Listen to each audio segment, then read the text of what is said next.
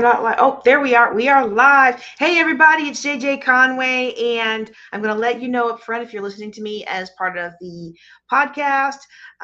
Wait, I guess you would be listening to me as part of the podcast. Whether you're live or listening later, we are testing out a new configuration with the camera, the new computer, and the new mic. So we're testing out something new. So if it doesn't work that great, let me know. But I didn't want to keep waiting because I just found something out the other day, and there's only 2 more days for you to be able to take advantage of it. And so today we're going to talk about what I just learned about voting in Texas primaries. And I'm going to tell you, if you're not from Texas, you might be just as shocked as I am. I'm going to admit this totally surprised me, and it may surprise you. I recently learned, okay? I recently learned that in Texas, all right? Now, I think there's a couple other states that allow this to happen. I'm not quite sure, okay? But I recently learned that in Texas, you do not have to be registered with a political party to vote in that party's primary election. Hang on, my computer's giving me an error. Like we spent an hour trying to get everything set up, and it keeps trying to make me log in and accept clouds and all these other things that I don't want because I'm in rural Texas and I travel a lot in the back roads. Okay, so give me a second. And the table's moving a lot too. I didn't even realize that. Ooh, yeah. I may have to do a different setup with my table. Okay. Anyway, let me start that again. I recently learned that in Texas, you do not have to be registered with a political party to vote in that party's primary. Okay? All right, hold on. I got to stop because I'm trying to figure out why I'm shaking so much. Okay? All right. Something's not right. Okay, I'm sorry, y'all, but I really want to tell you about this. So if you've got a moment, just give me a second because I don't understand what is going on with all these errors. I thought we got it fixed up. Okay. Okay. Let's see. Let me try something else. Let me just click something else real quick. It's not a tech issue. It's a new computer issue. Um, See, that's still not working.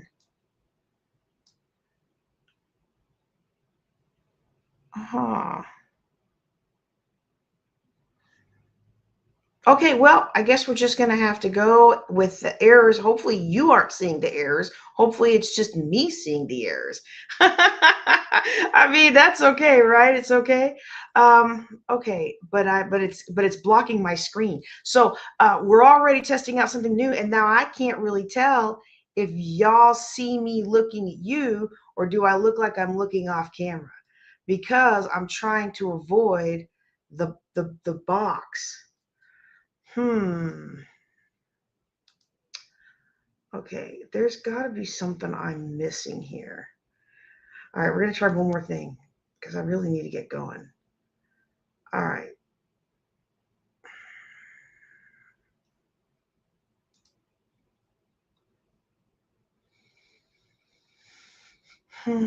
Okay, well, anyway, I can't figure it out, and I'm going to waste all my time, and I got to get back to help the chamber because the chamber's having their banquet tomorrow, and I will be up in Dallas for the Southwest jurisdictional meeting. But the chamber is having their banquet tomorrow, and I'm a chamber ambassador for the city of Stephenville, so I want to go help out where I can. Okay, so I'm just going to beg your indulgence. If I look like I'm clicking around and moving things around, it's because I'm getting these errors, but I just don't have time to fix it. I've already spent 2 hours trying to fix it today. So anyway, let me start over. What did I say? I don't know. Basically, in Texas, you don't have to be registered with a political party in order to vote in that party's primary election. Okay. It really surprised me. It really surprised me. In Texas, you don't declare party affiliation when you register to vote. Instead, when you show up to vote in a primary, you simply request the ballot of the party whose primary you want to participate in. That's it. Okay. One more thing. One more thing. I've got a comment here. Let's just try. Okay, testing, testing. Can you all hear me? Can you hear me? Can you hear me? Testing, testing, testing. All right, I'm going to go back to the other mic. if you couldn't hear me just now, let me know, because it's showing me that you couldn't hear me with this mic. Oh, might help if I turn the mic on. Hold on. Testing. Ah, there we go. Okay. Wow. Thank you. Okay. Lone Soul, who's been on this whole time. Thank you. I'm having trouble figuring out where to look because this camera and this setup is different than what I normally use, but thank you. Okay, so you don't have to be registered to get a ballot. You just show up, you tell them what you want, and that's it. Now, most of us are registered with the party of our choice, but that is separate from being registered to vote. So you register to vote, okay, and then you also register with a party if you want to. And I've voted how I vote, usually aligned with my interests and values and stuff, but I've usually not registered with a party per se. And so, other places I've lived being military, you don't just show up and decide which ballot you want that day. Okay. So, in other states, I've always supported candidates that align with my values, yet I've just not been registered with a particular party. And so that means I wasn't able to participate in the primary election right now in February and March, only the final election in November. All right. So let me break down how it works in Texas. Okay. When you register to vote in Texas, you register as a voter, not as a Republican, Democrat, Libertarian, Conway Party, or anything else. All right. You register as a voter. And then during primary season, which is going on right now, when you go to vote, you're asked which party's primary ballot you want. So you choose one. And at least here in Erath County, you can either say it out loud or you just point to it on the thing, whichever party you want, and then they give you a ballot for that party. So then you're voting in that party's primary, but you don't have to remain affiliated with that party in the future. Now, there is one gotcha rule. Once you vote in a party's primary in a given year, you cannot vote in another party's primary runoff that same year. But beyond that, your choice is flexible each election cycle. So if I wanted to be one party and vote for the primary, I could do that. I don't have to stick with that party for the main election, at least in Texas. Okay. Now, this is different from other states. And so let me explain why this matters. Okay. Because in other states, some voters must formally register with the party in order to vote in that party's primary. And changing your party affiliation can involve paperwork, deadlines, waiting periods. Like I said earlier, I've never been officially affiliated with any party. Now, I have campaigned for candidates, I've made phone calls, I've traveled other states to assist with presidential and other elections. I've donated money to candidates who I think we're going to preserve my freedom of speech, my freedom of religion, freedom to do a whole lot of other things that make the USA the USA. But I've never actually registered with a formal party. So I thought until this week that I couldn't vote in the primary. Well, guess what? Like so many other things that I am learning about my new home, the great state of Texas, Texas doesn't operate that way. So what that means is independent voters can still participate in primaries. It also means that voters aren't locked into a permanent party designation. And it means that your choice of the ballot can be situational. It doesn't have to be institutional. I have lived in places where, like, when you go to vote, I shouldn't say that. Well, I already started saying that. So I'm not sure that this is still true. This may have been true 30 years ago when I first became, 32 years ago when I first became eligible to vote, right? But if you were Republican, you voted all Republican. If you were Democrat, you voted all Democrat. Like that was just what you were supposed to do. And that's not today's world, okay? So I hope for many Texans that flexibility actually feels empowering. Like it gives you room to engage where you believe your vote matters most in any given election cycle, regardless of party lines and party affiliations.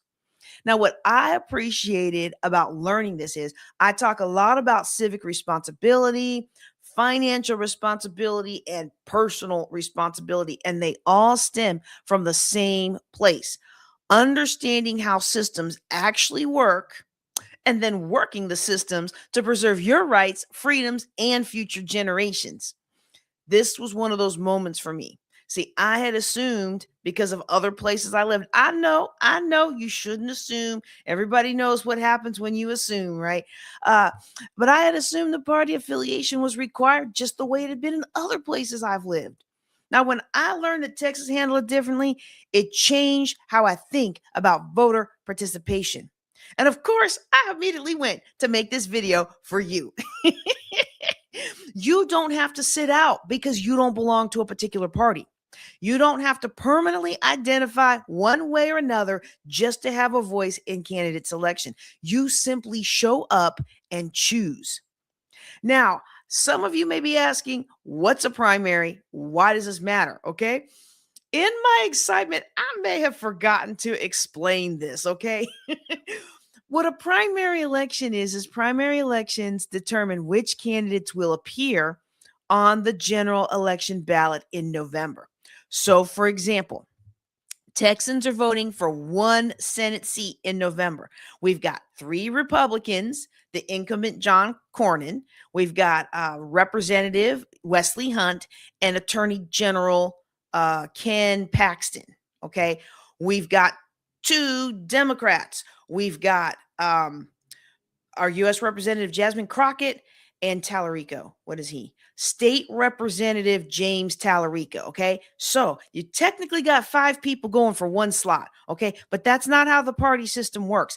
Each party can only have one candidate on November on the ballot, one Republican, one Democrat, one Conway party, one Flowers party, whatever. Every party can only have one candidate. So what the primary election does, that's where you pick the candidate. So the Republicans are going to go from 3-1 and the Democrats are going to go from 2-1 for that one slot in September, that one slot in Senate in the November voting. Okay. There's 3 Republicans, 2 Democrats right now. They got to neck it down to 1-1. That's what the primary election does. It's like a little funnel. Hey, all y'all want to go at this? Let's see who the party likes. And then we're going to put that candidate up. Okay. So if you walk in and you tell the candidate you want a Republican ballot, your only choices for that Senate seat are going to be those 3, John Cornyn, Wesley Hunt, and Ken Paxton. If you tell the polling staff that you want a Democratic ballot, your only choices are going to be Jasmine Crockett and James Tallarico. Okay. So when you go in to vote on a primary, make sure the names of the people you want to vote for are actually on that ballot. Okay. Because if they're not on that ballot, you got to go back and get the other ballot. Now, I don't know the rules on that, but I am pretty sure I saw several representatives saying if you got the wrong ballot, you could go back and get another one. I don't know the machinations of that, but I do know that people say you should do that. And I recommend you do that. You don't want to vote for the other team. I mean, you could. That's a strategy, but they found out in the last election that really backfired for a lot of people. So don't do that. All right. Okay. At the end of the primaries, so we got 3 Republicans and 2 Democrats going for one spot in November. At the end of the primaries, any runoff that might need to happen will happen. And you have to vote with that party in that runoff, okay? After all the dust settles, there's going to be 1 Republican and 1 Democrat. Those are the 2 who is going to be on the ballot when all Texans go vote in November. So in November, I'm going to see the Republican person and the Democratic person. Now, if we'd have had other people from other parties, then you would see them too. But we didn't have that in the primary. So I honestly haven't paid much attention to other parties in Texas. I don't even know if there are other parties in Texas. I'll be honest with y'all. When I moved here, I was very surprised how strong the Democratic Party was in Texas. Okay. So, I mean, I'm learning a lot about Texas. I'll probably be learning more about Texas for the next 20 years that I live here if I don't get to go back to where let me just move on. Can you see why this is so powerful? Okay. In many districts, the primary can effectively decide the outcome because of how voter demographics lean. And it becomes a bit of a chess game strategy wise, because what if you don't think your favorite candidate would be able to beat the likely winner of the other party's primary, right? So you got 3 Republicans for this one Senate seat in Texas and 2 Democrats.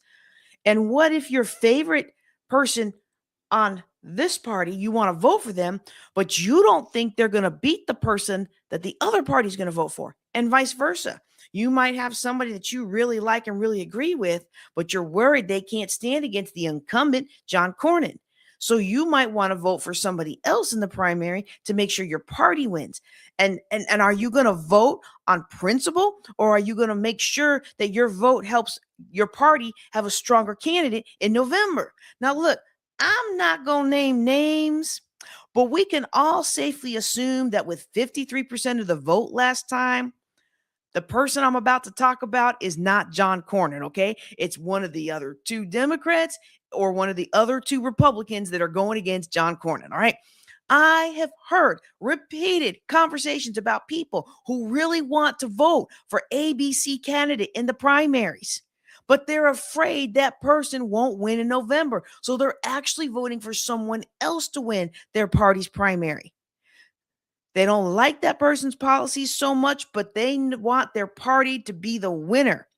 Okay? So, participating in primaries is not a minor thing. It's often where the most decisive choices are made. And so, understanding the rules removes confusion, and confusion is what keeps people from engaging. So, I want to give you a quick encouragement. Whether we're talking about money, leadership, civic engagement, one principle holds true: clarity creates confidence. Get clarity on how things work in your local jurisdiction, and then take action. If you ever assumed you couldn't vote in a primary because you weren't registered with a party, now you know, at least in Texas, you can go vote. And whatever other state you're in, if I recall, I don't have it in front of me, but if I recall when I was researching this, I think there's like only 14 states that don't realize it. They must have just been the ones I used to live in. I don't know. But go find out and exercise your power. In Texas and some of these other states, you choose your ballot when you arrive. Be informed, because when you're informed, you're more powerful. And of course, I know where my power comes from, but the Lord has given me power to affect things here on earth. And as much as I can, I am going to occupy till he come. All right, all right. Real quick.